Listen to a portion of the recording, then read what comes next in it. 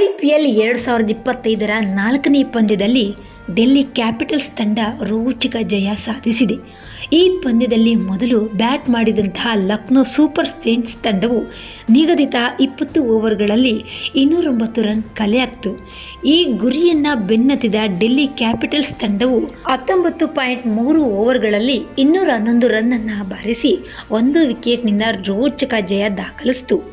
Indian premier league ಇತಿಹಾಸದಲ್ಲಿ innings ಒಂದರಲ್ಲಿ ಮೊದಲ 5 ವಿಕೆಟ್ ಕಳೆದುಕೊಂಡ ನಂತರ 120+ ರನ್ ಗಳಿಸಿ ಗೆದ್ದಿರುವುದು ಕೇವಲ 3 ತಂಡಗಳು ಮಾತ್ರ.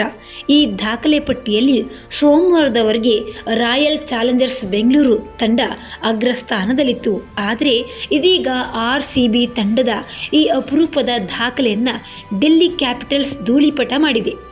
ವಿಶಾಖಪಟ್ಟಣದ YSR ಸ್ಟೇಡಿಯಂನಲ್ಲಿ ನಡೆದ ಲಕ್ನೋ ಸೂಪರ್ ಜೈಂಟ್ಸ್ ವಿರುದ್ಧದ ಪಂದ್ಯದಲ್ಲಿ ಡೆಲ್ಲಿ ಕ್ಯಾಪಿಟಲ್ಸ್ ತಂಡವು 65 ರನ್ ಗಳಿಸುವಷ್ಟರಲ್ಲಿ 5 ವಿಕೆಟನ್ನು ಕಳೆದುಕೊಂಡಿತ್ತು.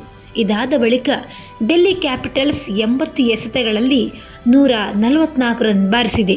ಈ ಮೂಲಕ ಅಸಾಧ್ಯವಾದುದನ್ನು ಸಾಧಿಸಿ 1 ವಿಕೆಟ್ನ ರೋಚಕ ಜಯ ಗೆಲುವು ದಾಖಲಿಸಿದೆ.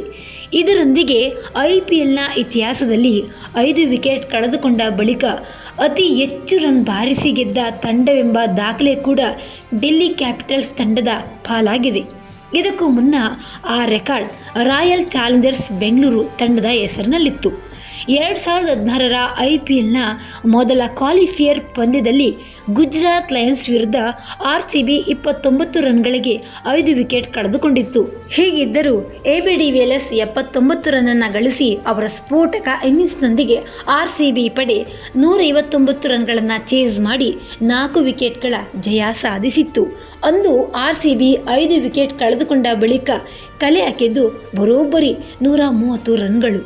ಈ ಮೂಲಕ IPLನಲ್ಲಿ ಅಪರೂಪದ ದಾಖಲೆಯನ್ನು ನಿರ್ಮಿಸಿದ್ರು. ಇದೀಗ ಈ ದಾಖಲೆಯನ್ನು ಅಳಿಸಿ ಹಾಕಿ ಡೆಲ್ಲಿ ಕ್ಯಾಪಿಟಲ್ಸ್ ತಂಡ ಹೊಸ ಇತಿಹಾಸವನ್ನೇ ಬರೆದಿದೆ. ಅದು ಸಹ 5 ವಿಕೆಟ್ ಪತನದ ಬಳಿಕ ಬರೋಬ್ಬರಿ 144 ರನ್ ಬಾರಿಸುವ ಮೂಲಕ. ಆಶುತೋಷ್ ಶರ್ಮಾ ಹಾಗೂ ವಿಪ್ರಾಜ್ ನಿಗಮ್ ಅವರ ಸಿಡಿಲಬ್ಬರದ ಬ್ಯಾಟಿಂಗ್ನೊಂದಿಗೆ ಕಳೆದ 8 ವರ್ಷಗಳಿಂದ RCB ತಂಡದ ಹೆಸರಿನಲ್ಲಿದ್ದ ದಾಖಲೆಯನ್ನು ಡೆಲ್ಲಿ ಕ್ಯಾಪಿಟಲ್ಸ್ ತನ್ನದಾಗಿಸಿಕೊಂಡಿದೆ.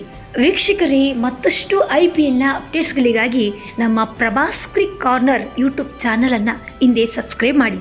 Thank you.